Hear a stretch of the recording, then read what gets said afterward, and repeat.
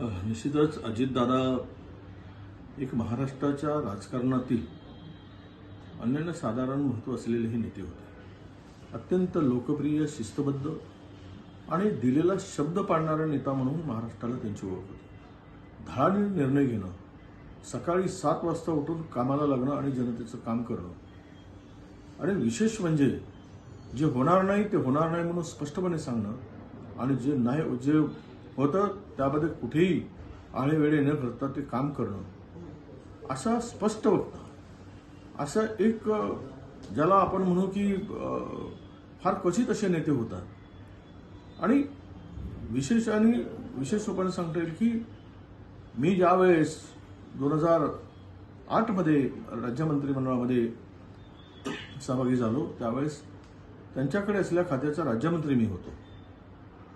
आणि नवीन माणसाला कसं सोबत घेऊन त्यातले बारकावे कसे समजावावेत हे समजवण्याचं काम सुद्धा दादांनी मला केलं. आणि राजकारणामध्ये आपण कसं वागलं पाहिजे याचे धडे सुद्धा त्यावेळेस त्यांनी माझ्याशी चर्चा करताना अनेक गोष्टी मला त्यांच्याकडून शिकता आल्या. त्यांच्याबरोबर नंतरही मंत्रिमंडळामध्ये कॅबिनेट मंत्री म्हणून काम करण्याची संधी मिळाली.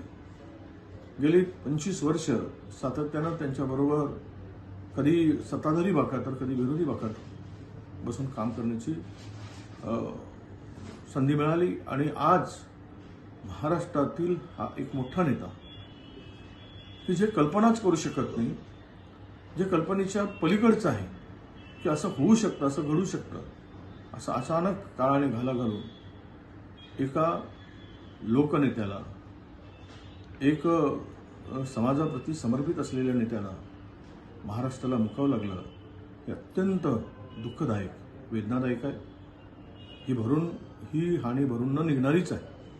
मी ईश्वराला प्रार्थना करतो की त्यांच्या कुटुंबियांना आणि त्यांच्या सर्व प्रेम करणाऱ्या आप्तेष्टांना, पक्षातील सर्व लोकांना या सगळ्या दुःखातून सावरण्याची शक्ती, बळ ईश्वर देवो अशी ईश्वराला प्रार्थना करतो.